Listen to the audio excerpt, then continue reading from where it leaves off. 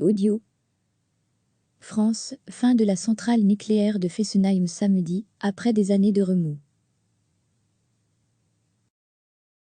Après des années de débats, qui ont fait de sa fermeture un serpent de mer de la vie politique française, le réacteur N-1 de la centrale nucléaire de Fessenheim doit être définitivement arrêté samedi, première étape sur le long chemin du démantèlement.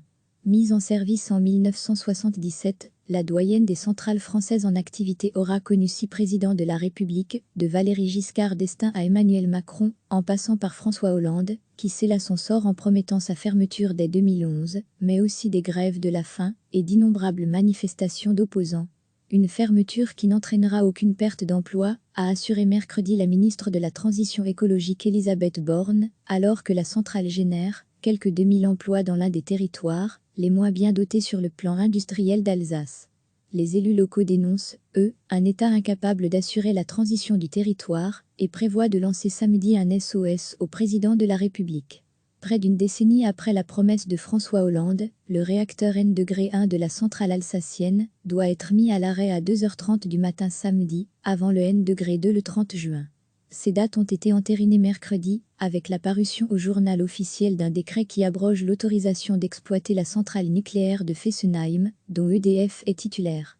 Une première étape dans la stratégie énergétique de la France, a salué Matignon.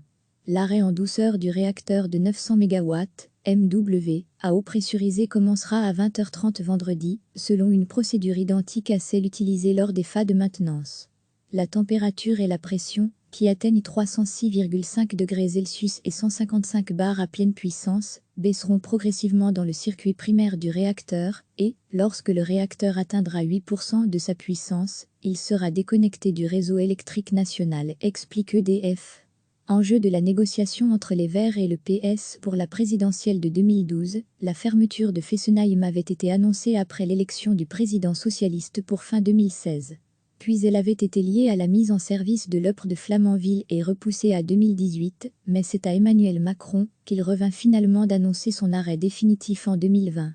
Bâtie à la frontière entre la France et l'Allemagne, non loin de la Suisse, la centrale est devenue le symbole de tous les dangers de l'atome pour les antinucléaires des 3 pays, qui n'ont cessé de pointer, outre le vieillissement qui complexifierait le remplacement de certaines pièces, une situation en contrebas du Grand Canal d'Alsace, et dans une région à la sismicité avérée. Des critiques qui se sont intensifiées après la catastrophe de Fukushima, en mars 2011 au Japon.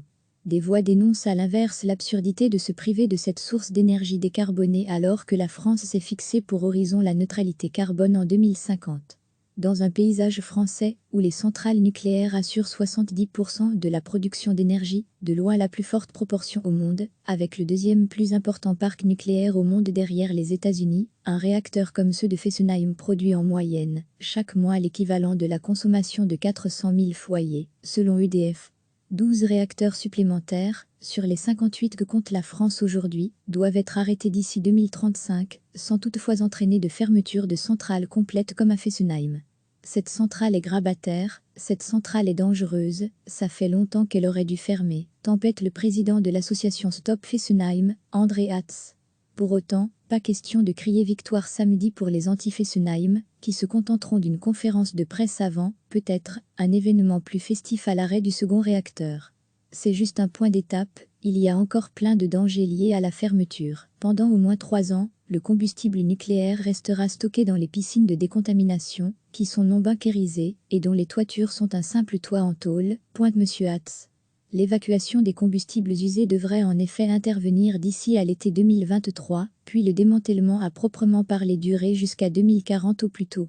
Le fonctionnement des centrales de la même génération et de la même technologie que celle de Fessenheim a été prolongé d'au moins 10 ans, s'agace Raphaël Schellenberger, qui préside une commission parlementaire de suivi de la fermeture de la centrale.